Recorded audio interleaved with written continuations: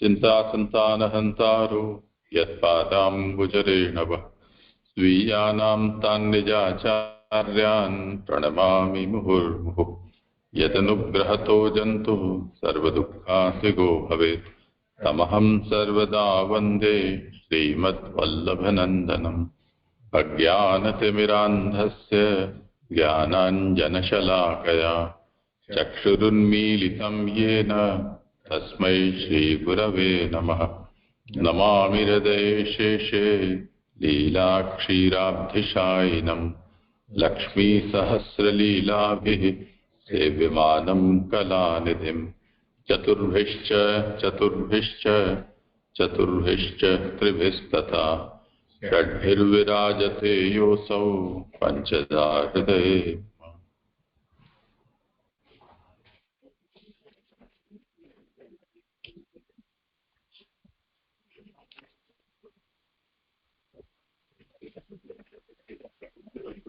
जय जय प्रणाम, दंडवत प्रणाम। जय जय। मैं कविता आगरा से अध्याय का पारायण है। मैं उसका श्रीमद् भागवत महा जय जय स्टार्ट करूं? हाँ करिए। श्रीमद् भागवत महापुराण के श्री महाप्रभु जी ने 7 प्रकार से अर्थ किए हैं। शास्त्रार्थ, स्कंदनार्थ, प्रकरणार्थ, अध्यार्थ में निबंध में है और व्याख्यात, पदार्थ और अक्षर ये सुबोधनी में है।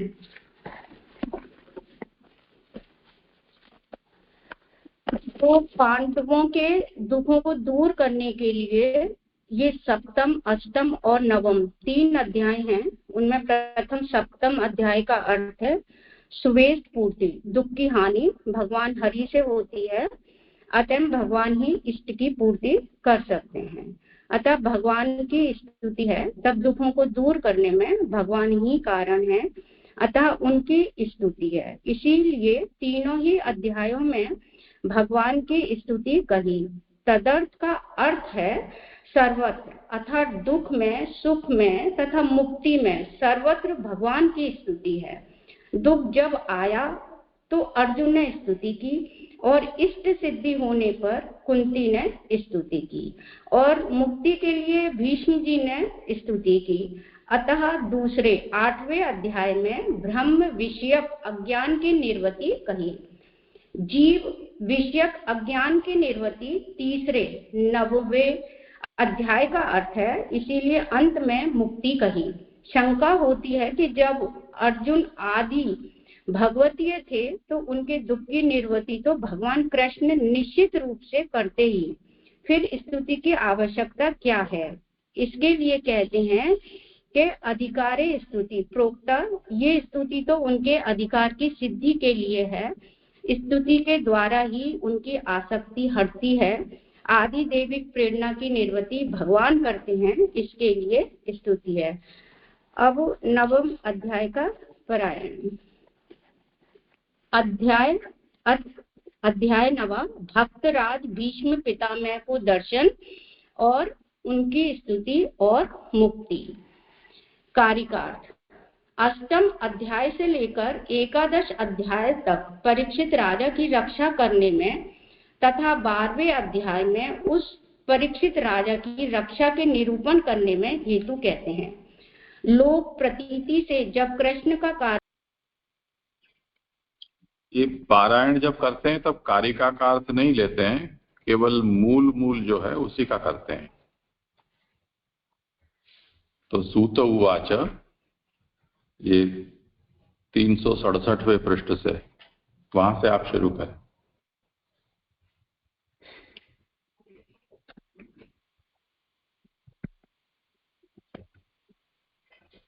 सूत उवाच। श्लोकार्थ। सूत जी बोले, इस प्रकार प्रजाद्रोह से डरे हुए युधिष्ठिर भीष्म जी से संपूर्ण धर्मों को जानने की इच्छा से कुरुक्षेत्र में गए, जहां बाढ़ सैया पर भीष्म जी पड़े हुए थे। श्लोकार्थ। श्लोक दूसरा। हे विप्रों, उस समय युधिष्ठिर के सब भाई अच्छे घोड़ों से युक्त स्वर्ण जटित रथों में बैठकर चले तथा व्यास, घौम, धौम्य आदि ब्राह्मण भी उनके साथ हो लिए। श्लोक 3। हे विप्रसेन, अर्जुन के सहित भगवान भी एक रथ पर चढ़कर चले। उन सब से परिवेष्टित युधिष्ठिर ऐसे शोभित हुए जैसे यक्षों से युक्त कुबेर। श्लोकार्थ 4। पांडवों ने स्वर्ग से गिरे हुए देवता के समान पृथ्वी पर पड़े हुए भीष्म जी को देखकर अपने अनुगामियों और कृष्ण के सहित उन्हें प्रणाम किया।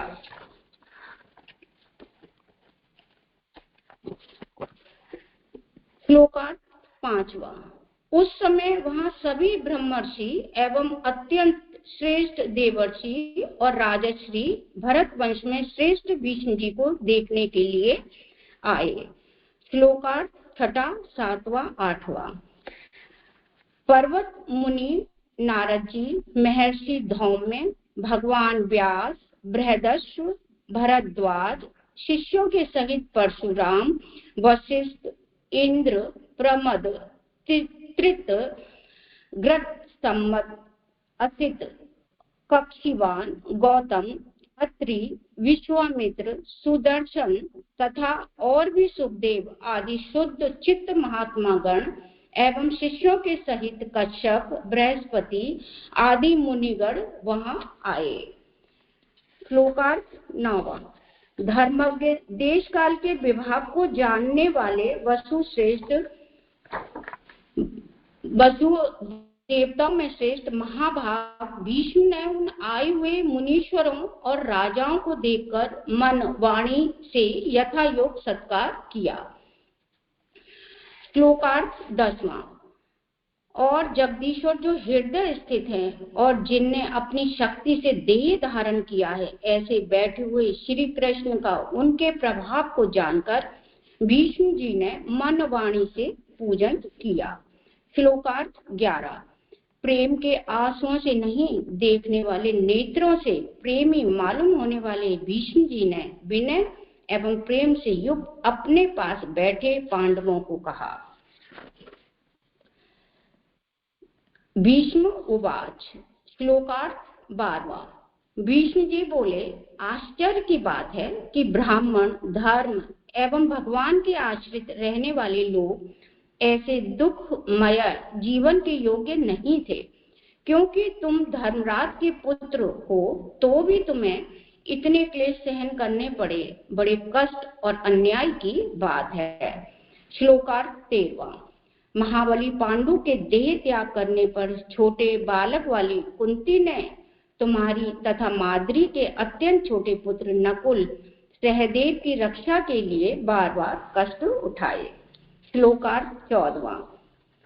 तुम्हें जो जो भी दुख हुए उन सबको मैं काल से किए हुए मानता हूँ। जैसे मेघ पंक्ति वायु के अधीन होती है, वैसे ही इंद्रादि सहित लोक काल के वश में है। श्लोकार्थ 15। जहाँ धर्मराज का पुत्र युधिष्ठिर राजा हो, गदा धारण किए हुए भीमसेन हो, अस्त्रों को जानने वाला गांडीव धनुषधारी अर्जुन हो और हित चाहने वाले भगवान कृष्ण हो, वहां भी विपत्ति रहे, यह कालकृत ही मानता हूँ। श्लोकार्थ 16। हे राजन, इन भगवान को क्या करना इष्ट है, यह कभी कोई नहीं जानता। भगवान क्या करना चाहते हैं, इसकी जानने की इच्छा वाले ज्ञानी भी मोहित हो जाते हैं। श्लोकार्थ 17। हे भरत श्रेष्ठ, इसलिए यह सब कुछ काल रूप भगवान के अधीन है। ऐसा निश्चय कर हे नाथ, हे प्रभु, उन भगवान के आज्ञाकारी होते हुए अनाथ प्रजा की रक्षा करिए। श्लोकार्थ 18। हे भगवान श्री कृष्ण साक्षात आदि पुरुष नारायण ही हैं, जो कि अपनी माया से लोक को मोहित करते हुए वृष्णि वंश में गूढ़ भाव से विचर रहे हैं। श्लोकार्थ 19। हे राजन, इन भगवान के अत्यंत गुप्त प्रभाव को भगवान शिव, देवर्षि नारद तथा साक्षात भगवान कपिल देव जी जानते हैं। श्लोकार्थ 20वां।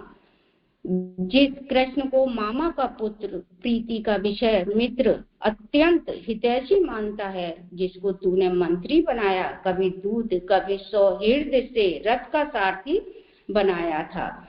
श्लोकार्थ 21वां। जिस भगवान का स्वरूप सब में है, जिसकी शत्रु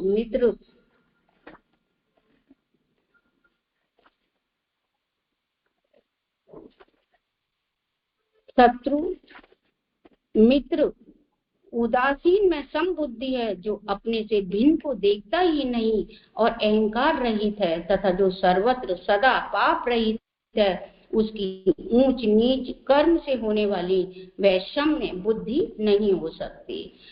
श्लोकार्थ 22वां। यद्यपि यह भगवान सम है अथवा सर्वभक्षक हैं, तथापि हे राजन, अनन्य भक्तों पर इनकी अनुकंपा को देखो, जो कि स्तुति करने वाले मैं हूँ। उसका भक्त्याभास मानकर अथा हृदय की भक्ति ना समझ मेरे प्राण त्याग करने के समय मुझे मुक्ति देने के लिए इन कृष्ण ने साक्षात दर्शन दिए हैं। श्लोकार्थ 23वां। जिस कृष्ण में मन लगाकर और वाणी से भगवान का नामोच्चारण कर देह त्याग करता हुआ भक्ति योग वाला पुरुष नाना कामनाओं से होने वाले कर्मों के बंधन से मुक्त हो जाता है, तब यदि अंत समय में भगवान के दर्शन हो जाएं तो क्या नहीं हो सकता। श्लोकार्थ 24वां। अपने प्रसन्न हास्य एवं अरुण नेत्रों से शोभित मुखारविंद वाले देवताओं के पूज्य, जो कि दूसरों के लिए ध्यान गम्य है, हे चतुर्भुज भगवान, जब तक मैं शरीर न छोड़ूं तब तक मेरे सम्मुख ही विराजें। सूत उवाच। श्लोकार्थ 25वां। सूत जी कहते हैं कि युधिष्ठिर में पूर्वोक्त बात सुनकर वाण सैया पर सोते हुए विष्णु जी को ऋषियों के सुनते हुए नाना प्रकार के धर्म पूछे। श्लोकार्थ 26, 27, 28। पुरुष स्वभाव से कहे गए धर्म ब्राह्मण, क्षत्रिय, वैश्य, शूद्र वर्णों के धर्म, अध्ययन आदि आश्रम धर्म, वेद में पूर्व कांड में कहे गए अनुराग से होने वाले प्रवृत्ति धर्म तथा उत्तर कांड में कहे गए वैराग्य से होने वाले निर्वृत्ति धर्म, पौराणिक दान धर्म, राज धर्म, मौन आदि मोक्ष धर्म, पाति व्रत्यादि स्त्री धर्म, कार्तिक व्रत इत्यादि भगवत धर्म, पुरुषार्थ का स्वरूप तथा उनके साधन प्रकार, आख्यान, इतिहास यथावत हे मुने तत्ववेता भीष्म जी ने कहे। श्लोकार्थ 29वां। धर्म का प्रवचन करते हुए भीष्म जी का वह उत्तरायण काल उपस्थित हो गया, जो कि स्वाधीन मृत्यु वाले योगी के लिए वांछित होता है। श्लोकार्थ 30। जो भीष्म जी हजारों योद्धाओं को वश में करते हैं, वे वाणी का नियमन कर आसक्ति को छोड़ आदि पुरुष पीताम्बर से शोभित चतुर्भुज जो कि सामने खड़े हैं, ऐसे कृष्ण में निर्निमेष दृष्टि से अपने मन को लगाया। श्लोकार्थ 31वां। भगवान के सर्व अवयवों की विशुद्ध धारणा से जिनके संपूर्ण पाप क्षय हो गए हैं और भगवान के देखने मात्र से ही जिनके आयुधों की व्यथा शीघ्र दूर हो गई है और सब इंद्रियों के व्यापार में जिनके अनेक प्रकार के भ्रम थे वे सब दूर हो गए हैं, ऐसे भीष्म जी ने प्राकृत शरीर को छोड़ते हुए जनार्दन भगवान की स्तुति की।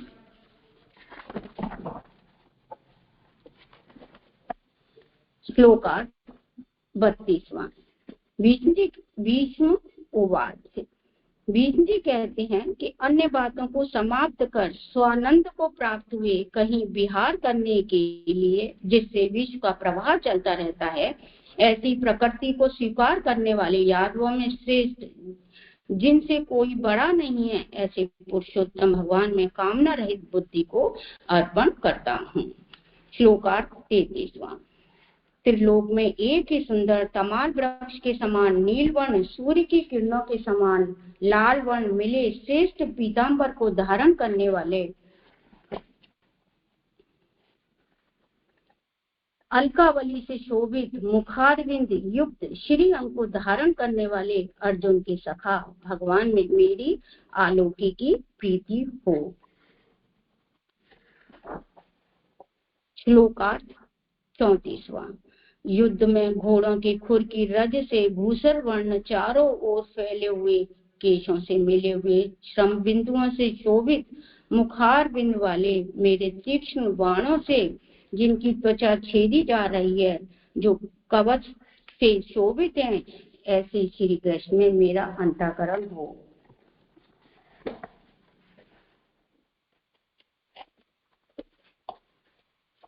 श्लोकार्थ 35वां। दोनों सेनाओं के बीच में मेरे रथ को स्थापित करो, ऐसे अपने सखा अर्जुन के वचनों को सुनकर जल्दी ही अपनी ओर शत्रुओं की सेना के बीच में रथ को ले जाकर स्थित हुए और नेत्रों से शत्रुओं के सैनिकों की आयु को हरण करने वाले अर्जुन के सखा भगवान में मेरी बुद्धि हो। श्लोकार्थ 36वां। दूर दूर स्थित सेनाओं के अग्रिम भाग को देखकर दोष बुद्धि से अपने आत्मीय जनों को नहीं मारने वाले अर्जुन की कुंती को जिसने आत्म विद्या गीतोपदेश से दूर किया, उस परम भगवान में मेरी भक्ति बनी रहे। श्लोकार्थ 37वां। अपनी प्रतिज्ञा को छोड़कर मेरी प्रतिज्ञा को सत्य करने के लिए रथ से नीचे कूद पड़े और सिंह जैसे हाथी को मारने के लिए उस पर टूट पड़ता है, वैसे ही रथ का पहिया लेकर मुझ पर टूट पड़े। उस समय उत्तरीय गिर गया और पृथ्वी कांपने लगी।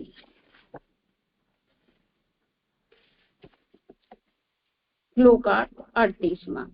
तीक्ष्ण स्वभाव वाले बिना चोटी के पाषंडियों को जिसने निर्वत कर दिया है, मच्छरों के नहीं रहने का 8 महीने का समय है, उसमें घूमने से शत हो गए हैं, जिनके अर्थात चतुर्मास में सन्यासी एवं क्षत्रिय नहीं घूमते हैं, न युद्ध करते हैं और अतिरिक्त 8 महीना ही घूमते हैं, ऐसे सन्यासियों एवं उत्तम क्षत्रियों से चारों ओर से व्याप्त इसीलिए भगवान अधर्म के निवारक और धर्म के रक्षक हैं। अतः पापी मुझको मारकर मोक्ष देने के लिए अर्जुन के मना करने पर भी जो बलात् मेरी ओर दौड़े, वे ही भगवान मुझे प्राप्त हो। श्लोकार्थ 39वां। जो भगवान के रथ की रक्षा करने वाले हैं, जिनने चाबुक लिया है और घोड़ों की लगाम पकड़ रखी है, उस समय की शोभा से जो दर्शनीय हैं, जिनके दर्शन करते हुए यहाँ जो मरे वे सब स्वरूप को प्राप्त हुए, ऐसे भगवान में मुझ मरने की इच्छा रखने वाले का अनुराग हो। श्लोकार्थ 40वां।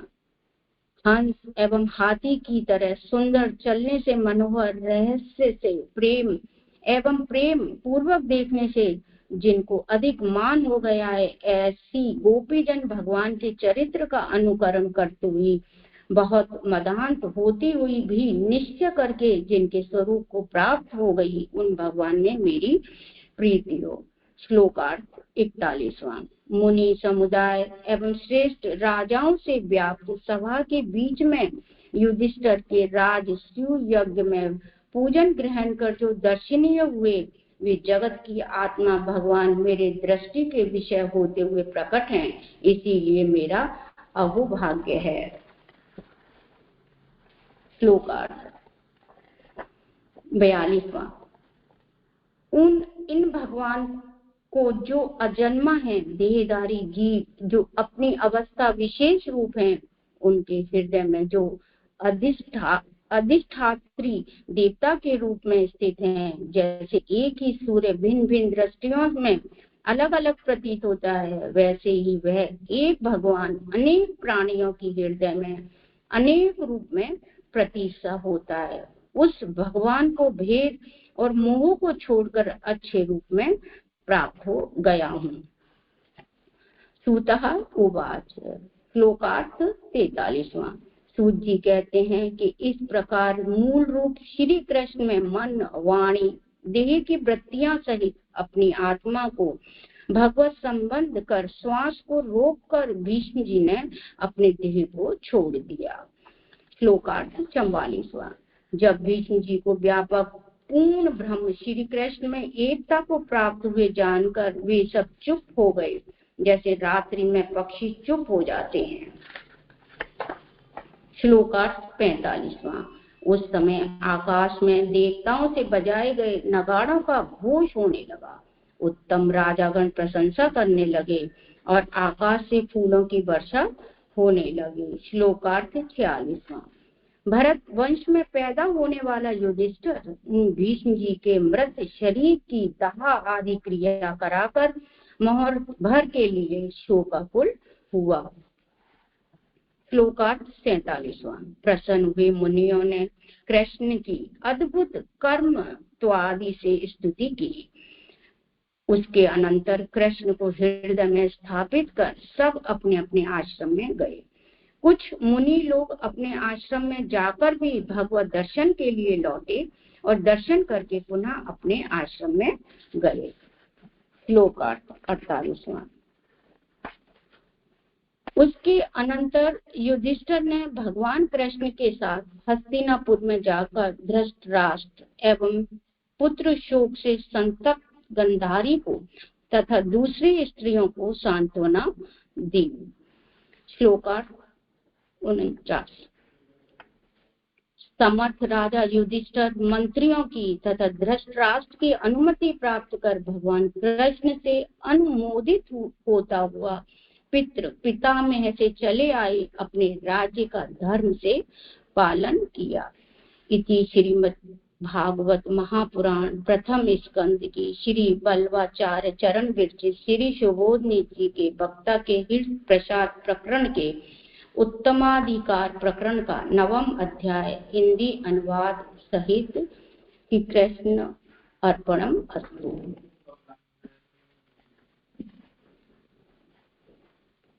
जय जय। अब क्या करना है?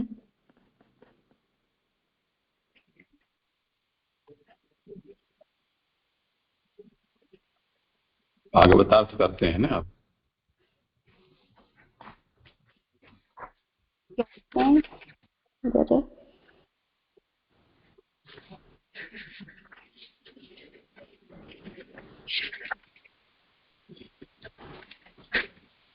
जय जय। आगे क्या करना है?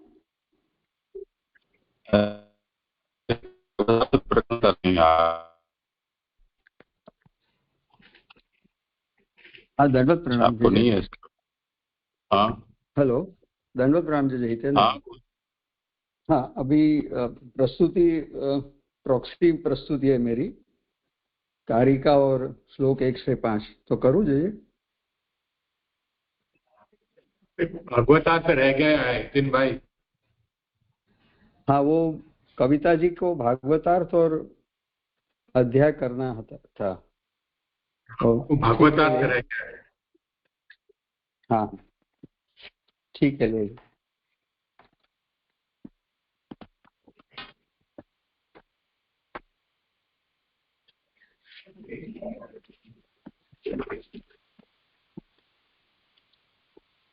जय आगे मुझे क्या करना है? मुझे समझ में नहीं आ रहा। भागवतार्थ है 32वें पेज पे ऊपर से जो लेना है अध्याय का। अच्छा,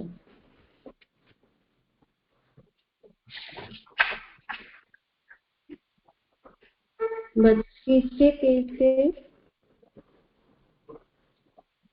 ये 32 यानी वो भागवतार्थ प्रकरण का।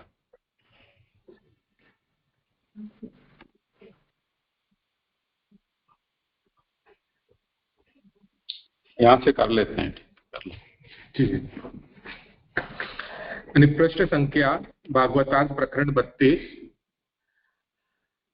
वहां पे आता है कि जब ऐसे है तो युधिष्ठिर को पीछे मोह क्यों नहीं होना चाहिए। तो 112वीं कारिका का अर्थ है कि प्रतिभा या दर्शन के द्वारा होने वाला ज्ञान से प्रतिपन्न ब्रह्म से उसको मोह होता है, वह शास्त्र प्रकार से ही निवृत्ति के योग्य है। अतः जब तक भीष्म जी युधिष्ठिर को नहीं समझाएंगे तब तक मोह की स्थिति रहेगी। इससे यह भीष्म अध्याय जीव के स्वरूप ज्ञान के लिए है। इस नवम अध्याय में वाक्य विभाग इस तरह है।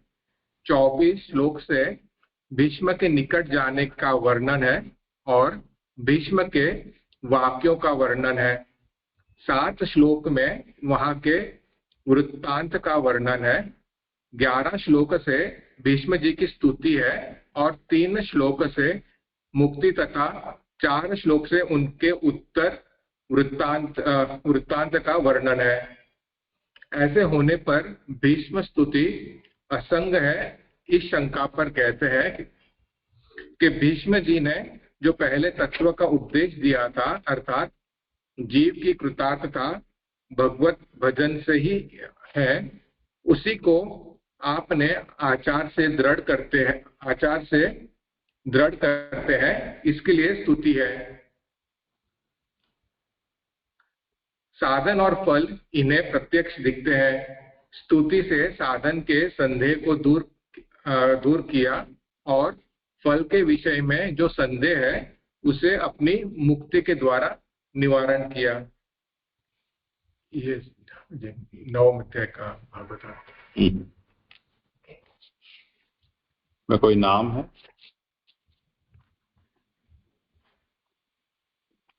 ठीक है, वो तो जो करने वाले करेंगे। करो, ठीक है, आगे जिनका क्रम हो इसमें किसी क्वेश्चन का समाधान करते हैं। हाँ, अब हमें अध्याय 9 की कारिका और श्लोक 1 से 5 देखना है। और जिस तरह उपक्रम थोड़ा रह गया, जैसे हमेशा उपक्रम की बात भी करते हैं कि असकृत आवर्तन हमें जरूरी है, तो संक्षिप्त में देख लेते हैं। श्रीमद् भागवत भक्ति संहिता रूप महापुराण ब्रह्म की सृष्टि लीला जो उपनिषद ने उत्पत्ति, स्थिति, प्रयाण और लय के रूप में बताई है, वो दूसरे पुराण में 5 प्रकार से बताई गई है और वही बात श्री भागवत में 10 बताई गई है। भागवत प्रभु का साक्षात नामात्मक स्वरूप है। स्तुति भगवान को द्वादशांग बता रही है और भागवत के भी 12 स्कंद है। प्रभु के एक एक अंगरूप एक दूसरे से कड़ी या चेन की तरह जुड़े हुए, एक वाक्यता से जुड़े हुए है। शास्त्रार्थ आनंद रूप हरि की आनंद रूप लीला, स्कंधार्थ अधिकार लीला, भागवत के श्रवण की इच्छा रखने वाले सभी अधिकारी है। श्रोता और वक्ता के अधिकार की बात है और अधिकारिता उत्कृष्ट रूप से लीला में उपयोगी होती है करके मुख्य लीला के अंगरूप से बताई गई है। और अधिकारिता स्वरूप निर्वाहक भी होती है, क्योंकि अधिकार के अभाव में स्वरूप ज्ञान, अर्थ ज्ञान और अभिप्राय ज्ञान नहीं होगा। यानी जो भागवत प्रभु का नामात्मक स्वरूप है, प्रभु का साक्षात नाम रूप है, तो उनके स्वरूप, लीला, कर्म, दिव्य जन्म, उनके अर्थ, महात्म्य का ज्ञान और जो भी महाप्रभु जी या व्यास जी ने जो हमें अभिप्राय जताना चाहा, वो हमें उसका ज्ञान अधिकारिता के बिना नहीं होगा। प्रकरणार्थ में 3 हीनाधिकारी 1 से 3, मध्यमाधिकारी 4 से 6, उत्तमाधिकारी 7 से 19। शौनकादि ऋषियों द्वारा सूत जी को जो 6 प्रश्न पूछे गए, उसका उत्तर हमें पूरे भागवत जी से समझना है। अब सांप्रत में हमारा उत्तमाधिकार प्रकरण जो 13 अध्यायों से आ रहा है, वो परीक्षित के अधिकार का वहाँ वर्णन है और वक्ता जो है सुखदेव जी, वो तो व्यावहारिक अधिकार उनका स्पष्ट है। और ये स्कंद में श्रोता का अधिकार प्रश्न रूप में कहा गए, जिससे हम इनको प्रश्नाध्याय भी कहते हैं। तो श्रोता का अधिकार, क्योंकि वक्ता का तो स्पष्ट है, तो हमें प्रश्न रूप से सारे पूछे गए और कहे गए।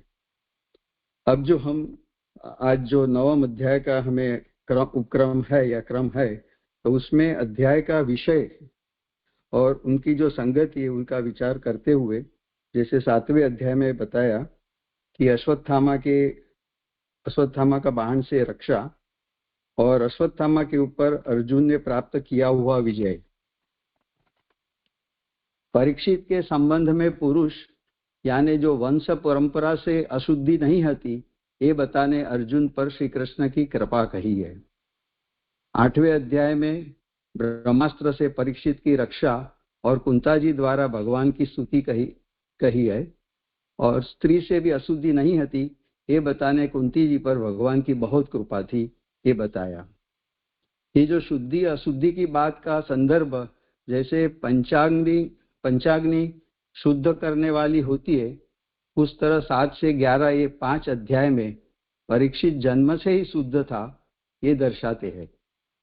शरीर के कारण रूप बीज यानी जो परंपरा से 5 प्रकार की हमें अशुद्धि प्राप्त होती है करके 7वें अध्याय में पुरुष और 8वें अध्याय में स्त्री से भी अशुद्धि नहीं थी, ये बताया है। अब 9वें अध्याय में सरपंजर पीड़ित जो भीष्म की स्तुति और उनकी मुक्ति की बात आ रही है। इस अध्याय में जो पोषण करने वाला अन्न है उसकी शुद्धि बताने के लिए भीष्म के उपदेश से उसका वर्णन है। जीव जब तक रहे तब तक अन्न से दोष माना गया है, इसलिए ज्ञानियों की ही शुद्धि की प्राप्ति होती है। कौरवों के अन्न से पोषित होने पर भी भीष्म को मुक्ति प्राप्त हुई है, ये ज्ञान से होती शुद्धि का तीसरा प्रकार है। तो इस तरह परंपरा से परीक्षित जी शुद्ध थे और भगवान की उनके पे अति कृपा थी। अब कारिका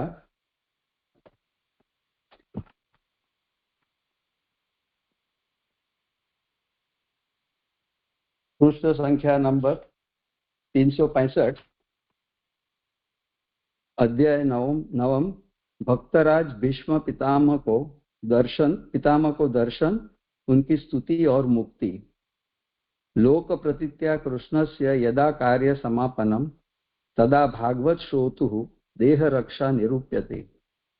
ऐहिक आमुष्मिकं फले भक्तानां स्थान भार्ययोः सर्वेष्टापूरणं चैव भगवत कार्य संग्रह। श्रीमद्भागवत श्रोतु रक्षा पूर्वक क्रियाखिला निरूपिता ततो मध्ये भगवत कार्य वर्णनम। कारिकार्थ 8म अध्याय से लेकर 11 अध्याय तक परीक्षित राजा की रक्षा नहीं करने में तथा 12वें अध्याय में उस परीक्षित राजा की रक्षा के निरूपण करने में हेतु कहते हैं। लोक प्रतीति से जब कृष्ण का कार्य समाप्त हुआ, अर्थात भगवान का कार्य तो नित्य है, सदा होता रहता है, किंतु लोगों को यह प्रतीति हुई कि भगवत कार्य समाप्त हुआ, तब भागवत श्रोता परीक्षित की देह रक्षा का निरूपण किया गया। अर्थात हस्तिनापुर में भगवान के सब कार्य समाप्त होने पर 12वें अध्याय में परीक्षित की देह रक्षा का निरूपण किया गया है। बीच में भक्तों को ऐहिक पारलौकिक फल दिया है और स्थान एवं स्त्रियों की संपूर्ण इष्ट पूर्ति की है। ये भगवान ने जो कार्य किए उनका संग्रह है। 8म अध्याय में श्रीमद् भागवत के श्रोता परीक्षित की रक्षा के पूर्व में जो संपूर्ण क्रिया होनी चाहिए उसका निरूपण हुआ। अब बीच में अर्थात 9 से लेकर 11 अध्याय पर्यंत भगवान के कार्य का निरूपण है। तो यहाँ इस तरह 8वें से 11 अध्याय तक जो परीक्षित राजा का वर्णन 12वें अध्याय में आया उनकी रक्षा का, और उसके पहले की जो क्रिया है वो ये 3 अध्याय में आई है। और जिस तरह भगवान ने अपने कार्य किए उनकी रक्षा के पहले, क्योंकि जो माया से आविष्ट किया था परीक्षित को, तो वो सब बात हमने प्रसंग में देखी है। तो उसका संदर्भ यहाँ कारिका में महाप्रभु जी ने समझाया है और भगवान के कार्य भी समझाए कि जिस तरह स्थान और स्त्रियों को जो इष्ट थी, भक्तों को इष्ट की पूर्ति करिए, वो आगे आएगा। तो इतनी बात ये 3 कारिका में आई है।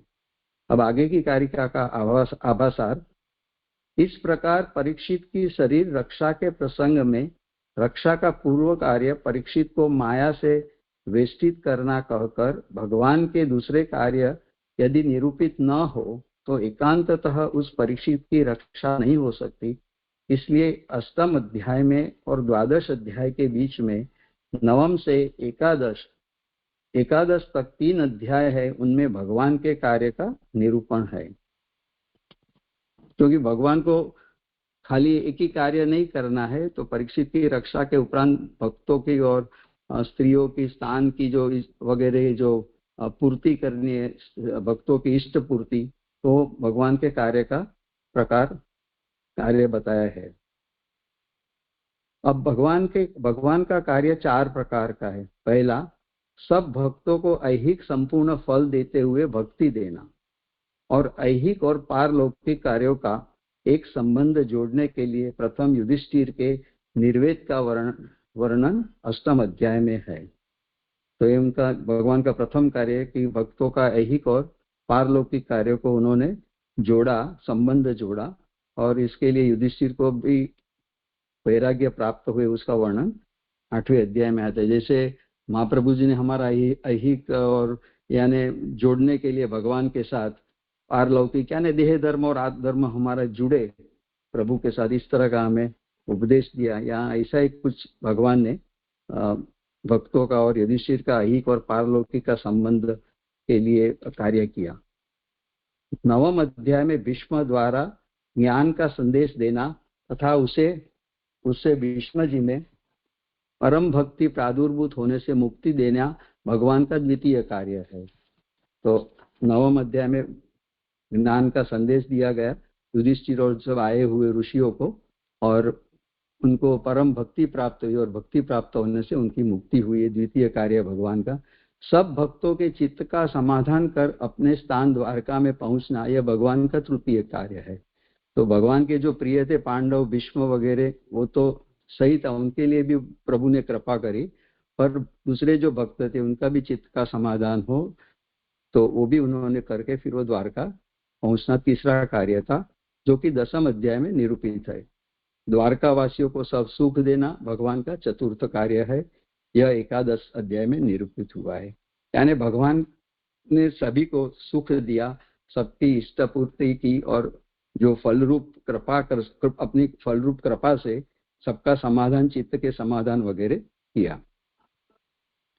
भीष्म जी को मुक्ति देना ही उत्तम कार्य है, और ऐहिक फल देना उसका पूर्वांगभूत है। जिस तरह आगे भी हमने देखा कि परीक्षित की रक्षा के पूर्व जो भी कार्य और क्रिया करनी थी वो आगे के अध्याय में आए, वो उसके बाद ही 12वें अध्याय में परीक्षित की रक्षा का जो वर्णन आता है। इसी तरह यहाँ पहले जो पूर्वांगभूत ऐहिक फल है वो देके फिर उन्हें मुक्ति का दान दिया।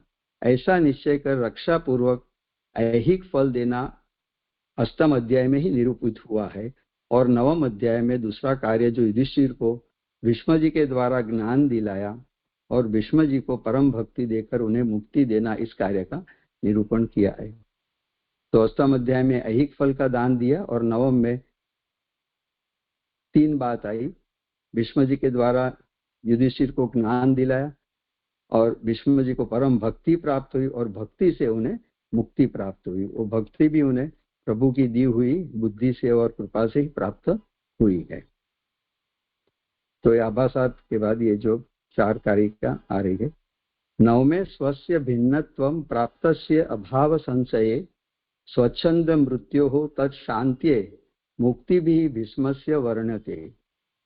पुरस्कृत अधम उत्सृज्य जय्या देहम इति इरितः राज्ञो मोह प्रसंगाय निवृत्ति च उपदेशतः भक्तोपि भगवद्द्रोहम् आचरन् नरकं व्रजेत् इति दर्शयितुं भीष्म सरपंजर संस्थितिः।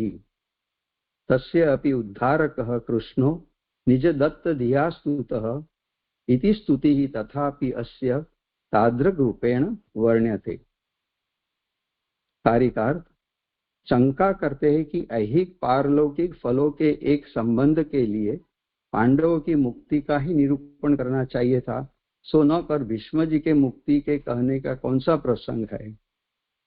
इस पर कहते हैं कि 9वें स्वस्य भिन्नत्व, अर्थात उद्योग पर्व में भगवान के वाक्य है कि यस्तान द्वेष्टि स माम द्वेष्टि, मेरे भक्त जो पांडव है उनसे जो द्वेष करता है वह मुझसे द्वेष करता है।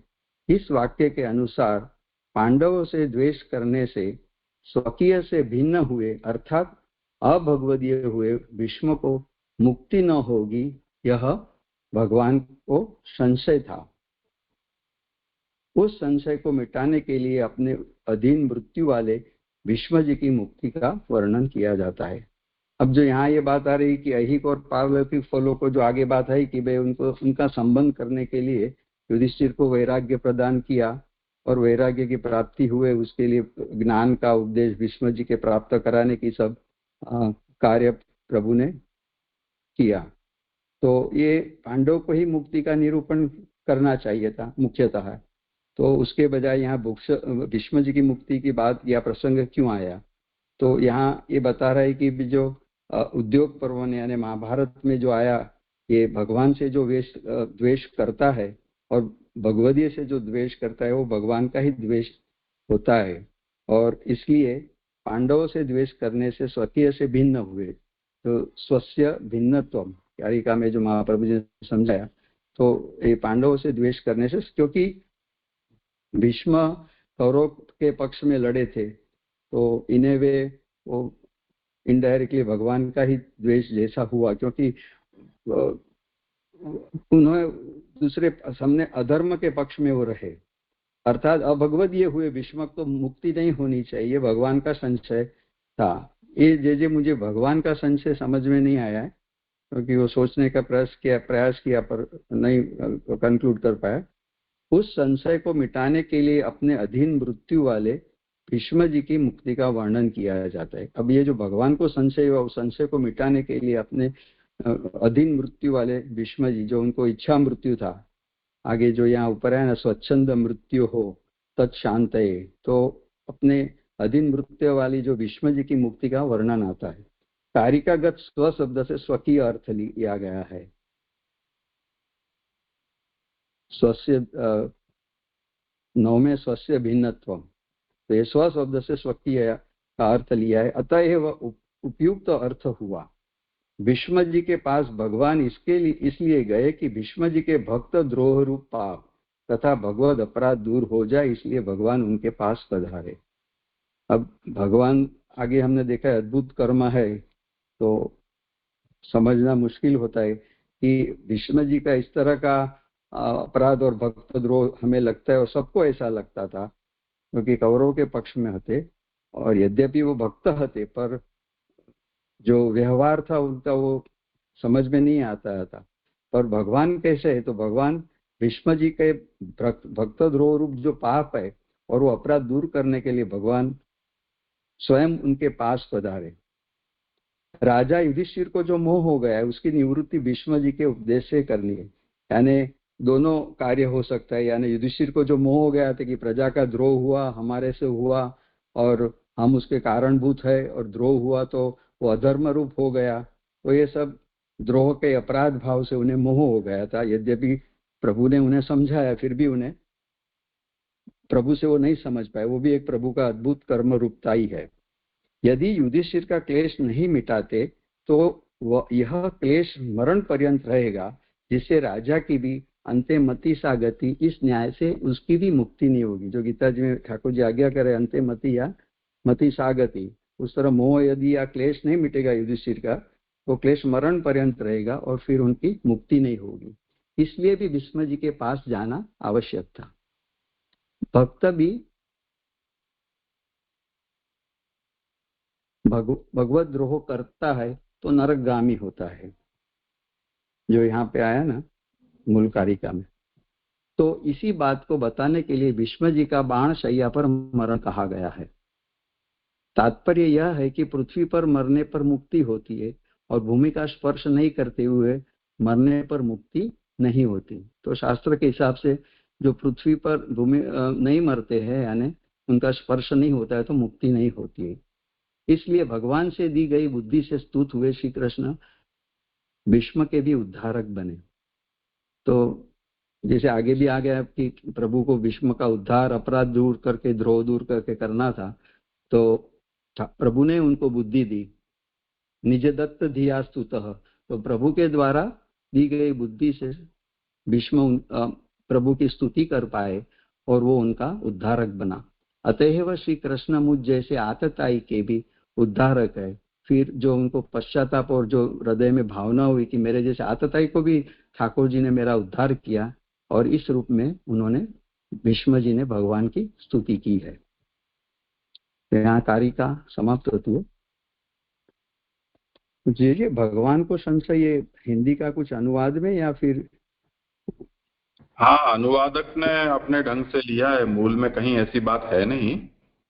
हाँ, वैसे ये प्रकाशकार ने उसका विवेचन किया है और उसमें ये बात लिखते हैं वो कि पांडवद्वेषेण भगवदीयत्वं प्राप्तस्य मुक्त्य भाव संशय संशय शांत्यै वर्ण्यते। तो संशय तो है पर भगवान को संशय है, ऐसा अनुवादक ने अपने ढंग से लिखा है। तो अगर किसी तरह से उन्होंने जो लिखा है उसको भी संगत करना हो तो वो संशय का मतलब ये हुआ कि अगर भगवान उस समय नहीं पधारते बाणशैया पर लेटे हुए भीष्म के पास, तो उनकी मुक्ति में संशय रहता। क्योंकि दो बातें थी, एक तो भक्तापराध होने के कारण उनकी मुक्ति अटकती, दूसरा बाणशैया पर वो अंतरिक्ष में है उसके कारण उनकी मृत्यु हो। तो ऐसा न हो इसलिए भगवान वहां पधारे।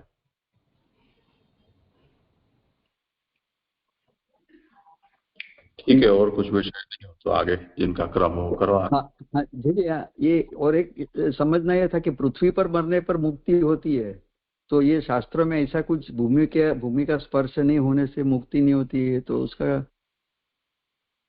हाँ, भूमि चयन का विधान तो है। हाँ, पर अब ये तो ऐसा है कि मृत्यु तो कहकर आती नहीं है, और परंपरा से ऐसा आग्रह पुराने लोगों में रहा है कि वो जरा भी उनको संशय हो जाता था तो वो परिवारजनों को बोलते थे कि आप हमको जमीन पर लिटा दो।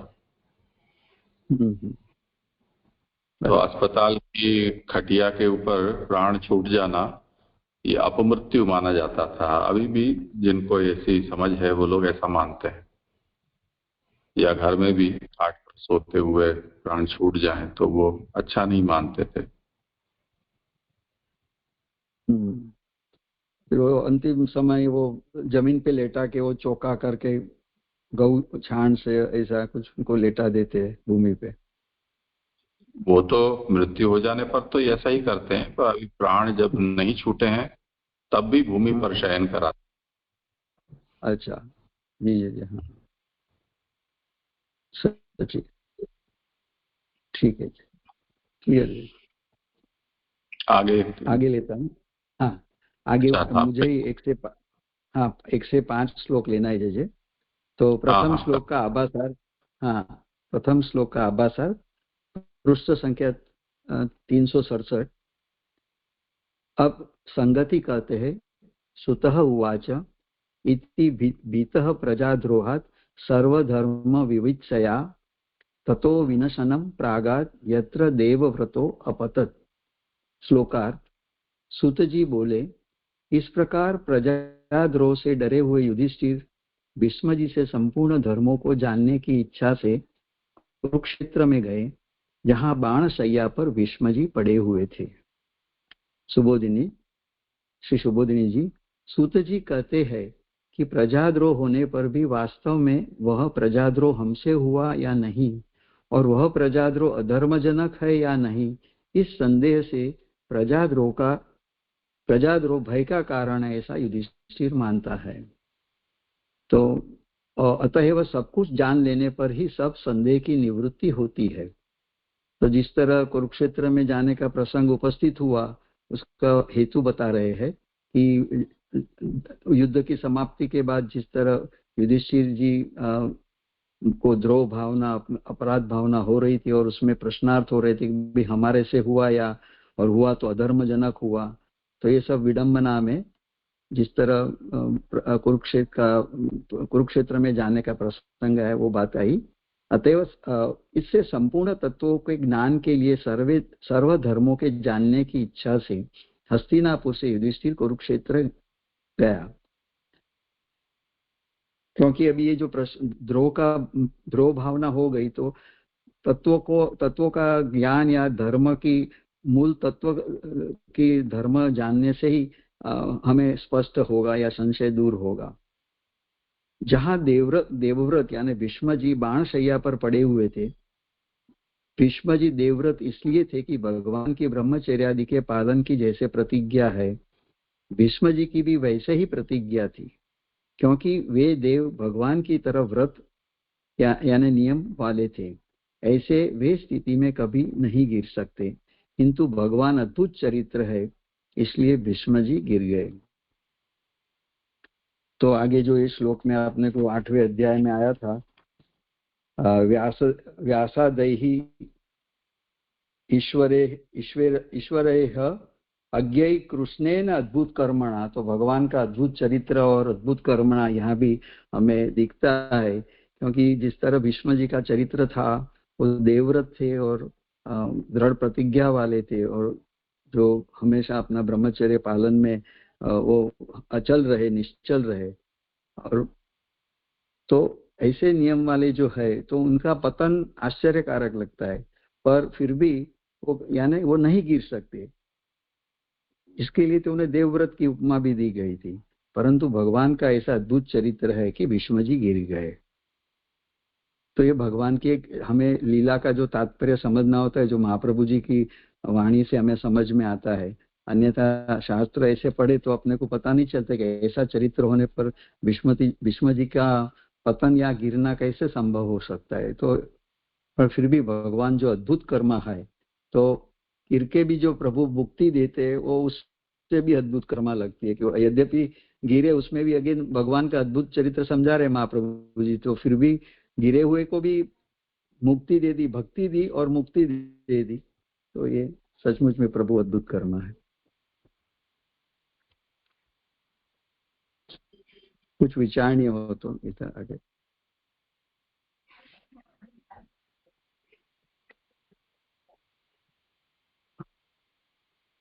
करूँ आगे जी?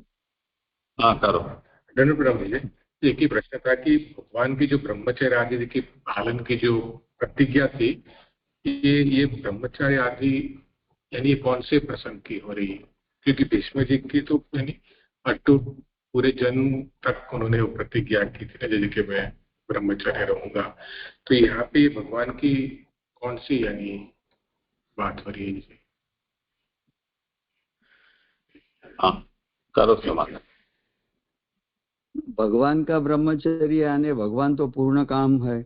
तो जैसे वो आता है ना, स्वधामनि ब्रह्मणि रंस्यते नमः, तो ब्रह्मा ठाकुर जी ब्रह्म तो अपने आप में सदा रंस्यति ऐसे है, अपने आप में मस्त है। तो उनके लिए तो ब्रह्मचर्य का कोई पर ये ब्रह्म में चरण, अपने आप में जो चरण है, ऐसा मैं समझता हूँ। क्योंकि मुझे भी प्रश्न तो हुआ था मन में कि भगवान के ब्रह्मचर्य से क्या संबंध को, क्योंकि जो एक बार बात में आता है, कोई मीरा का प्रसंग में ऐसा आता है कि हम कोई साधु जन को मिलने गए थे, या प्रसंग हुआ तो मीरा उन्होंने ना बोला कि हम स्त्री का मुख नहीं देखते हैं। तो मीरा जी का जवाब ये था कि भाई मैं तो आज मुझे प्रथम बार समझ में आया कि कृष्ण को छोड़ के जगत में कोई पुरुष भी है, तो एक ही पुरुष है, मूल पुरुष तत्व रूप। तो ऐसा लगता है कि ब्रह्म खुद में अपने आप में चरण जो है उनका आत्मरमण है, वो ब्रह्मचर्य ही है अपने आप में। और भीष्म जी का तो हमें पता है। इसमें जो अन्वय है उसको समझने की आवश्यकता है, क्योंकि ये ब्रह्मचर्य आदि को भगवान की प्रतिज्ञा के साथ जोड़ा है, वो ठीक नहीं है। देववद व्रतम यस्य भगवतो यथा प्रतिज्ञा ब्रह्मचर्य आदि, मूल पंक्ति ऐसी है। तो उससे ऐसा अर्थ जो इन्होंने भी निकाला है, उससे ऐसा लगता है कि जैसे कभी भगवान ने भी ऐसी प्रतिज्ञा ली हो कि मैं कुंवारा रहूंगा, पर ऐसा मतलब नहीं है। यहाँ मतलब ऐसा है कि न मे भक्त प्रणश्यति, ऐसे भगवान की ये प्रतिज्ञा है। तो वो भक्त पक्षपाती भगवान है। तो भक्त का जो द्वेष करेगा वो मेरा द्वेषी है, ऐसा भगवान की ये प्रतिज्ञा हुई। तो इस प्रकार से ब्रह्मचर्य की भीष्म की प्रतिज्ञा वो भगवान के जैसी दृढ़ प्रतिज्ञा है, ऐसा इसका तात्पर्य समझना है। जी जी जी जी जी जी आगे करता हूँ। श्लोक नंबर 2 आभासार्थ। तब भीष्म जी के पुरस्कार के लिए सब गए यह कहते हैं। तो भीष्म जी के अप्रिशिएशन के लिए, यानी प्रसन्नता, उनको अप्रिशिएट करने के लिए, तदा ते भ्रातरः सर्वे सद अश्वैः स्वर्णभूषितैः अन्वगच्छन् रथैः विप्रा व्यास धौम्य आदय तथा। श्लोकार्थ। हे विप्रो, उस समय युधिष्ठिर के सब भाई अच्छे घोड़ों से युक्त स्वर्ण जटित रथों में बैठकर चले तथा व्यास धौम्य आदि ब्राह्मण भी उनके साथ हो लिए, यानी गए। श्री सुबोधिनी जी, युधिष्ठिर के जो भाई थे जिनने यह समझ रखा था कि हमने प्रजाद्रोह आदि पाप किए हैं, वे सब और दूसरे भी सभी तथा ब्राह्मण भी गए। ब्राह्मणों में वेदव्यास और पांडवों के बनाए हुए पुरोहित धौम्य आदि मुख्य थे। तो इस तरह अब जो कुरुक्षेत्र में जाने के प्रसंग में और प्रक्रिया में अच्छी तरह से घोड़ों से जो युक्त स्वर्ण जटित रथों में बैठकर, यद्यपि मन में तो द्रोह भावना थी, पर युधिष्ठिर जिस तरह ऋषि वगैरह ब्राह्मण आदि थे उसके सब परिकर में थे, तो उसे वैसे शोभा दिख रही थी। और साथ में वेदव्यास और धौम्य आदि दूसरे ब्राह्मण वगैरह ऋषि भी गए। अब तीसरा श्लोक करता हूं जे क्योंकि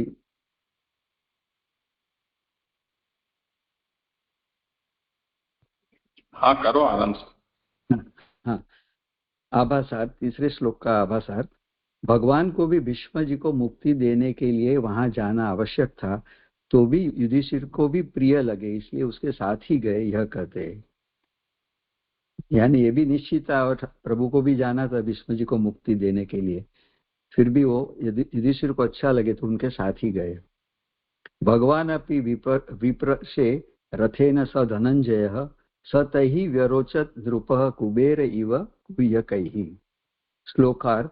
हे विप्रशे, अर्जुन के सहित भगवान भी एक रथ पर चढ़कर चले। उन सबसे परिवेष्टित युधिष्ठिर ऐसे शोभित हुए जैसे यक्षों से युक्त कुबेर। सुबोधिनी जी, स्तुत जी ने सौनक के लिए विप्र से संबोधन देकर यह बताया कि तुम ब्राह्मणों में ऋषि हो, अतः तुम मेरी अपेक्षा महान हो, परंतु महान होते हुए भी आपने जैसा मेरा अनुसरण कर आप जैसे मेरा अनुसरण कर रहे हो, उसी तरह भगवान ने युधिष्ठिर का अनुवर्तन किया, यह उनकी लीला थी। तो सौनक जी के लिए इतना मान और आदर था, इसके लिए कहता कि आप मेरा अनुसरण कर रहे हो, उसी तरह भगवान ने युधिष्ठिर का अनुवर्तन किया। यद्यपि भगवान बड़े हैं और फिर भी उनका अनुसरण किया, तो ये भगवान की लीला है। लीला में सब कुछ हो सकता है, तो लीला का कर्ता भगवान ही है। तो हमें पता है कि कर्ता प्रभु जो है, कर्तुम अकर्तुम अन्यथा कर्तुम सर्वभवन समर्थ है। तो लीला में प्रभु का कोई भी सामर्थ्य से कुछ भी हो सकता है, इसलिए भगवान ने बड़े होने पर भी युधिष्ठिर का अनुसरण करना दोषावह नहीं है। गरुड़ के जो चिन्ह वाली जिसकी ध्वजा है, ऐसे रथ पर बैठकर उस समय सारथी का कार्य करने वाले अर्जुन के साथ युधिष्ठिर पीछे गए। यह बात रथे न स धनंजय पदों से ज्ञात होती है, क्योंकि स धनंजय की व्युत्पत्ति यह है कि धनंजय न सहित स धनंजय। धनंजय ने यह तृतीया अप्रधान में है।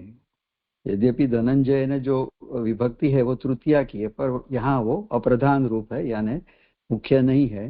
तो हमें क्या समझना है, अर्जुन अप्रधान तभी कहा जाएगा जब वह सारथी का काम करे, क्योंकि इस समय अर्जुन सारथी था और प्रभु रथी थे, और रथी प्रधान होता है और सारथी गौण होता है। युधिष्ठिर भाई आदि के साथ गया तो भी उसे बाहरी सुख है, अंतर सुख नहीं है।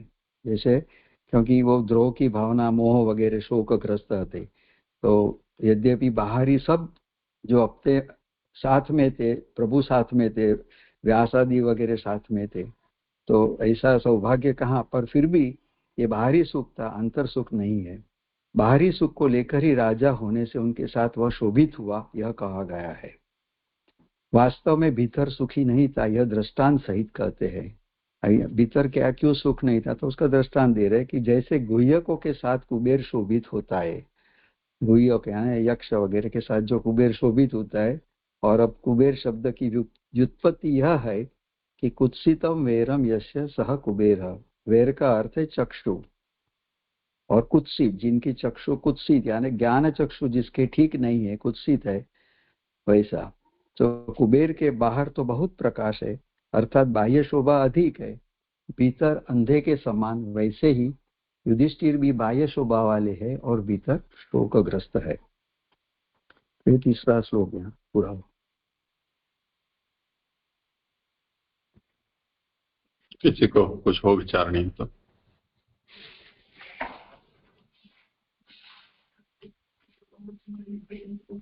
करो भले आप। हाँ, चतुर्थ श्लोक आभासार्थ।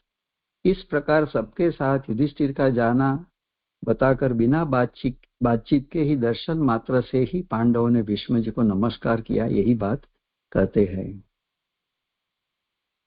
तो युधिष्ठिर का जाना बताया और वहां पहुंच के कोई बातचीत नहीं की, पर उनके दर्शन मात्र से ही भीष्म जी को सबने नमस्कार किया।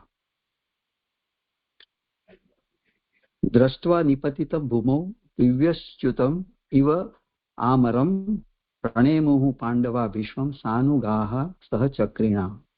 श्लोकार्थ। पांडवों ने स्वर्ग से गिरे हुए देवता के समान पृथ्वी पर पड़े हुए भीष्म जी को देखकर अपने अनुगामियों और कृष्ण के सहित उन्हें प्रणाम किया। श्री सुबोधिनी जी, पृथ्वी पर गिरे हुए भीष्म जी की बड़ी कांति है, यह दृष्टांत सहित कहते हैं। भीष्म जी यद्यपि बाणशैया पर पड़े थे, पर फिर भी उनकी कांति ऐसी है, तो उसकी दृष्टांत से समझा रहे, यानी शोभा और ओज उनका तेज इतना है। जैसे स्वर्ग से गिरे हुए देवता की महती क्रांति रहती है, वैसे ही भीष्म जी की कांति थी। देवता को भूमि का स्पर्श करना ही युक्त नहीं है, क्योंकि देवता पृथ्वी का स्पर्श नहीं करते तो उसका गिरना कैसे हो सकता है। आगे हमें देखा कि हमें बताया कि भाई वो देवव्रत कहा जाता था, और देवता के संदर्भ में कि देवता पृथ्वी का स्पर्श नहीं करते हैं और ये देवता समान है, तो उसका गिरना कैसे हो सकता है, ये जो प्रश्न उपस्थित हुआ। वैसे ही भीष्म जी का पराजित करना ही अशक्य है, तो फिर उनकी यह स्थिति कैसे हो सकती है। स्वर्ग से गिरा हुआ भी देवता मनुष्य के लिए नमस्करणीय होता है, वैसे ही भीष्म जी भी भगवान से विरोध करने पर भी नमस्करणीय हुए। जैसे देवता अपने पद से च्युत होने पर भी दूसरों से सेव्य होता है, क्योंकि उसमें देवता जैसी बुद्धि आदि विद्यमान होती है। तो ये दृष्टांत से देवता और भीष्म जी की जो तुलना करी है, तो जिस तरह देवता कोई अपराध हो जाने से ऐसा हो सकता है, पर फिर भी वो नमस्करणीय होता है, उसी तरह भीष्म जी कौरवों के पक्ष में थे और प्रभु का भगवान का विरोध था, यानी ऑब्वियस। तो पर उनकी कांति, और कांति मीन्स उनकी प्रतिभा यानी ज्ञान पूर्ण थे। ऐसे जैसे देवता की क्यों नमस्करणीय है, तो उनकी बुद्धि या ज्ञान समझाया गया उसके लिए, नमस्करणीयता के लिए। वैसे भीष्म जी की स्थिति भी है कि वो ज्ञान रूप है, ज्ञान पूर्ण है। वैसे ही देह की स्थिति बिगड़ने पर भी ज्ञान पूर्ण होने के कारण भीष्म जी नमस्करणीय, तो ज्ञान पूर्ण स्थिति के कारण वो नमस्करणीय। पांडव भीष्म जी के भाई के पौत्र है, इसलिए वे भीष्म जी को नमस्कार करते हैं। दूसरा है उनका स्वकीयता का संबंध है, ब्लड रिलेशन है उनका। भीष्म जी से उपदिष्ट होने वाला धर्म सबको समझने में आवे, इसके लिए आए हुए सभी ने भीष्म जी को प्रणाम किया। जिस तरह जो प्रयोजन से सब आए थे, ऋषि ब्राह्मण आदि वगैरह, दौम्य वगैरह, तो उन्होंने भी क्योंकि वो पता था कि भीष्म जी से कोई तत्व या ज्ञान का उपदेश युधिष्ठिर को देने की भगवान की इच्छा है, और तो वो जानने के लिए भी उन्होंने भीष्म जी को प्रणाम किया। यही बात सानुगाह जो मूल में है पद से कही है, जो अनुगामी थे वो भगवान सहित सबने आकर भीष्म जी को प्रणाम किया। वह प्रणाम भक्त प्रणम्य होता है, इस प्रकार की लोगों को शिक्षा देने के लिए किया है। तो भक्त हमेशा प्रणम्य होता है, क्योंकि भक्त यानी भगवान से जो जुड़ा हुआ है, भगवान से जिनका संबंध है, और जो भगवान में ही जिन्होंने तद्वित्व या तदाश्रयता प्राप्त करी है, तो हमेशा प्रणम्य होता है। तो ये जो इस तरह लोकों में शिक्षा प्राप्त लोगों को हो, यानी लोक संग्रहार्थ प्रभु ने भी प्रणाम किया और सब लोगों ने प्रणाम किया। यदि भक्त न हो, द्रोह करने वाला हो, तो वह नमन करने योग्य नहीं होता है। भक्त कैसा भी हो नमन योग्य होता है। यहाँ व्याख्यान में दी गई कारिका में जो लोकात यह पंचमी है, तो वो लोक संग्रहार्थी यहाँ जो समझा है वो नमन योग्य है। यद्यपि द्रोह है फिर भी भक्त है, उसकी वजह से वो भक्त प्रणम्य होता है, नमन योग्य होता है। वह ल्यप लोकात जो पंचमी है, वह ल्यप लोप में, अर्थात लोकात का अर्थ है लोक का आश्रय करके। तात्पर्य यह है कि लोग भी भक्त को प्रणाम करे, इसे लोक संग्रह के लिए भगवान ने भीष्म को प्रणाम किया। तो लोक संग्रह में वो दृष्टांत समझे लोग, इसके लिए प्रभु ने प्रणाम किया।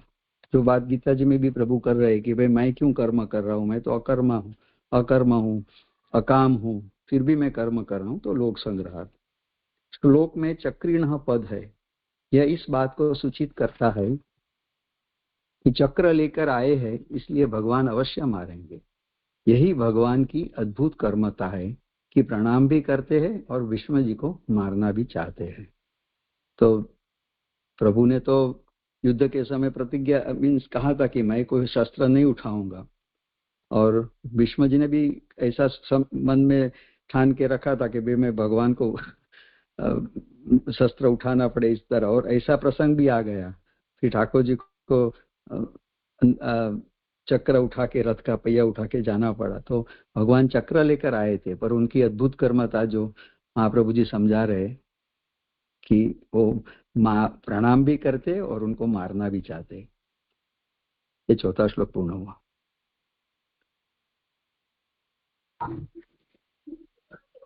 है कुछ विचारणी?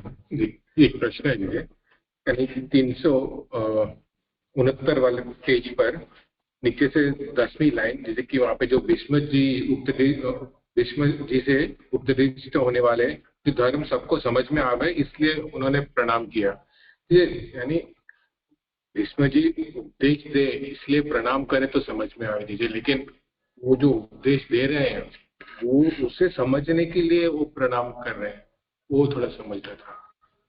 हाँ, करें समाधान। क्योंकि एक तो ज्ञान सबको वैसे पता ही था कि भीष्म जी तत्व को जानने वाले, धर्म के सार को, रहस्य को जानने वाले हैं। और ये एक ऐसा प्रसंग था क्योंकि जो युद्ध के बाद भी जो युधिष्ठिर भी, वैसे युधिष्ठिर अर्जुन वगैरह सब शास्त्रज्ञ तो हते ही, और फिर भी सभी पांडवों को जो द्रोह की भावना हो रही थी, और बावजूद भगवान के समझाने के बाद भगवान ने भी धर्मोपदेश किया कि भाई ये बात है आप जो सारी, फिर भी उन द कॉन्ट्ररी उनका शोक बढ़ गया, मोह तो टूटा नहीं। अब भगवान को दो करना था, तो वहां उनको उनका अपराध दूर करके मुक्ति भी देनी थी, भक्ति भी देनी थी, और साथ में युधिष्ठिर जी को उपदेश भी देना था। तो ये सारी बात सारे अन्यथा व्यास जैसे ज्ञानावतार को क्या जाने की जरूरत, पर सब लोग जानते थे कि भाई भीष्म के पास जो ज्ञान है वो कुछ तत्व का ज्ञान और मूलभूत रहस्य का जो ज्ञान है वो जानना जरूरी है। वो उनकी समझ उनको थी।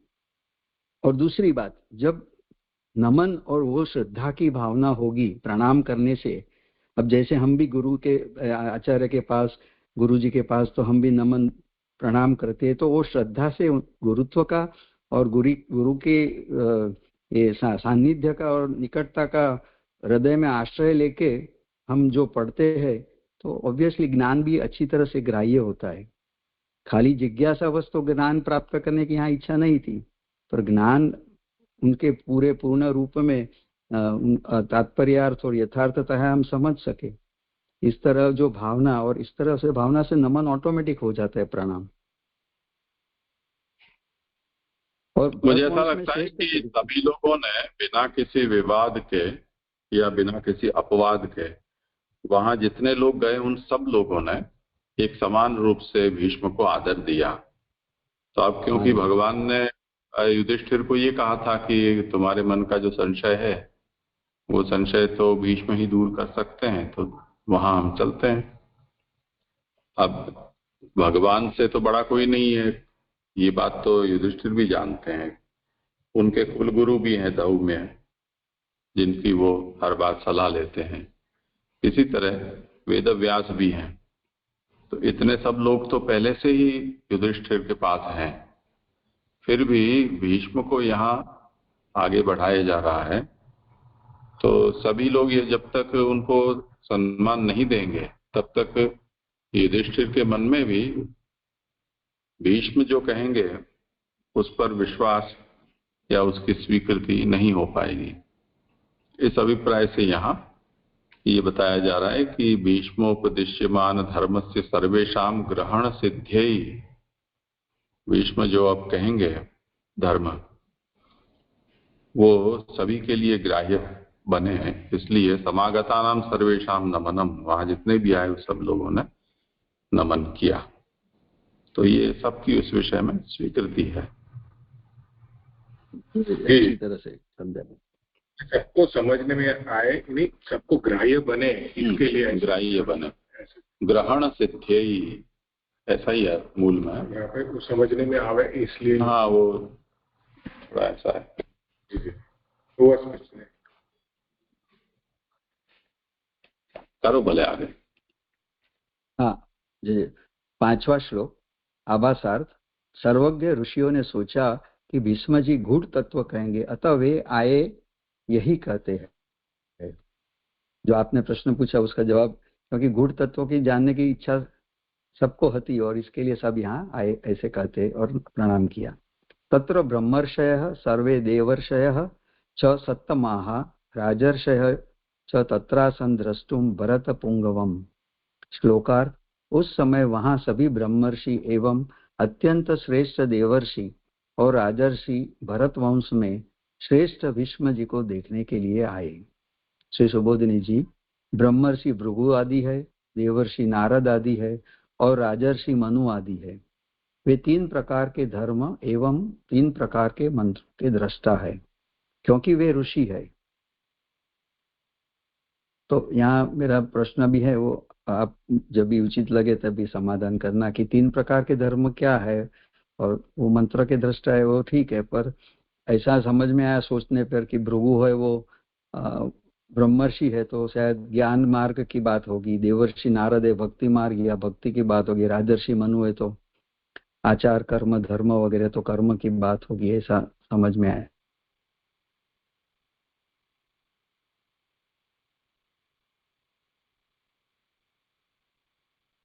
अन्यथा नहीं। ऐसा धर्म तत्व यह जानकर भीष्म जी के देहेंद्रिय आदि स्वस्थ प्रतीत नहीं होते तो उनमें धर्म की स्थिति है या नहीं यह जानने के लिए ऋषिगण आए। अब साथ में ये भी ऋषिगण को शंका थी कि भाई क्योंकि धर्म तत्व की स्फूर्ति तो जब शुद्धि में ही होगी, और जिस तरह युद्ध का प्रसंग और बाण शैया पे जो लेटे पड़े हुए थे, गिरे हुए थे, तो ये तो जो शुद्धि का शास्त्र शुद्धि में तो शायद नहीं आता है। और वहां हमने देखा कि वो भूतल देवव्रत होने पर भी वो भूतल पे गिरे हुए थे, जो नहीं होना चाहिए था मुक्ति के लिए। तो ऐसी अशुद्धि देह इंद्रिया की है, तो फिर धर्म के तत्व की या धर्म की स्थिति है कि नहीं वो जानने की भी एक जिज्ञासा और शायद संशय भी हो सकता है, पर जिज्ञासा ले लेवे। तो वहां एग्जाम्पल दे रहे, उदाहरण दे रहे, दोष्यंती अत्यागात मायाम, अर्थात दुष्यंत के पुत्र भरत ने माया का अतिक्रमण किया तो भीष्म जी भी उसी वंश में है, इसलिए माया संबंध का गंध न होने से देह को लेते हुए किसी धर्म को नहीं कहेंगे। अर्थात आत्मधर्म कह सकते हैं। तो जिस तरह भरत श्रेष्ठ थे तो माया का अतिक्रमण जो किया था, और विष्णु जी भी उसी वंश में है, तो माया संबंध का गंध भी नहीं है, तो ऑब्वियसली जो माया, तो देह धर्म की तो वो बात नहीं करेंगे, आत्मधर्म कह सकते, ये भी उनको स्फुरित हुआ जो ब्राह्मण या जो ऋषि वगैरह आए। तो दैहिक धर्म नहीं कहेंगे, क्योंकि भरत वंश में श्रेष्ठ है। ऋषियों को भीष्म जी में इसलिए संदेह हुआ कि मृत्यु के समय में भगवान में उनने मन लगा, इसलिए स्वार्थी है। और फिर भी जिस तरह, क्योंकि सब ज्ञानी और सोचने वाले हैं, उस तरह ऋषि यानी आर्षदृष्टा जैसे है, तो प्रश्न होता ही है। तो मृत्यु के समय में उन्होंने भगवान में मन लगाया, जब बाण शैया पे थे तब, तो वो खुद का विचार उन्होंने किया। अब उनकी जो अवस्था, मैं ऐसा समझा इसमें जे कि उनकी जो अवस्था है, और जिस तरह प्रभु भी और सब सारे ऋषिगण और युधिष्ठिर और जो पांडव भी इतने शास्त्रज्ञ होने पर भी उनके पास ले गए प्रभु उनको उपदेश देने के लिए, उपदेश सुनाने के लिए, तो उनका कर्म, क्योंकि स्वार्थी कहा ना, तो स्वार्थ में जो लिया ना, तो ऐसे व्यक्ति का चरित्र का कर्तव्य हमेशा उद्धारार्थ होता है, प्रजा के लिए या दूसरों के लिए। तो इसलिए यहाँ स्वार्थी शायद आया होगा। यदि माया संबंध नहीं होता तो स्वार्थ भावना नहीं होती। तो इससे ऋषिगण को शंका हुई कि भाई जो उन्होंने लास्ट में भगवान में मन लगाया तो अपने बारे में ही सोचा, तो ये माया का संबंध का द्योतित है, ऐसा उनको लगा। स्वार्थ भावना उनमें देखी गई, इसलिए संदेह हुआ। अतएव ऋषियों के मतों में दैहिक धर्म की मुख्यता बताने वाली युक्ति आदि भीष्म जी में रहेगी, यह उन्होंने समझा। तो ये शंका के कारण ऋषियों के मन में या मत में दैहिक धर्म की मुख्यता बताने वाली युक्ति होगी, ऐसा उन्होंने सोचा। तो आगे ये दो प्रश्न में, एक तो 3 प्रकार के धर्म क्या समझना, और यहाँ भी इस तरह की शंका, क्योंकि आगे तो बात आई कि सबने सम्मान किया और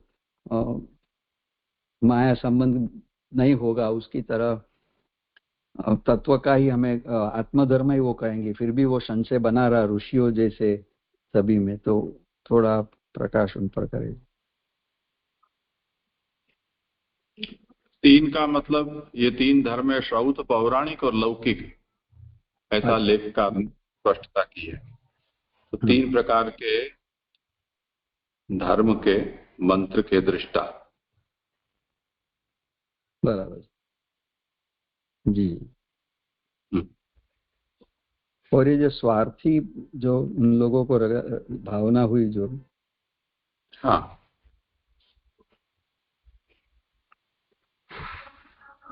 मृत्यु के समय में भगवान में उनने मन लगा, इसलिए स्वार्थी है। गौतम जी ने इसको स्पष्ट इस तरह से किया है कि स्वार्थ दर्शनाच्च भवति संदेह, स्वार्थ दर्शनादिति काले मनस्संगः स्वार्थः तद दर्शनात् इत्यर्थः। इसका मतलब ये है कि ये जो अंतिम समय आता है उस समय सबकी बुद्धि स्वस्थ नहीं रहती है। तो जब देहेंद्रियादि पूर्ण स्वस्थ हो उस समय तो चलो ठीक बात है कि हम शुद्ध बुद्धि से कुछ भी हम कहें, पर ऐसी अवस्था में वो स्वस्थता नहीं रह जाती है। तो देखते हैं कि भीष्म क्या बोलते हैं। ऐसे ही जिज्ञासा या कुतूहल वश भी ये लोग आए हैं। बराबर है जी जी, क्लियर होगा। तो यहाँ मेरा जो क्रम था 5 श्लोक तक का पूरा हुआ जी।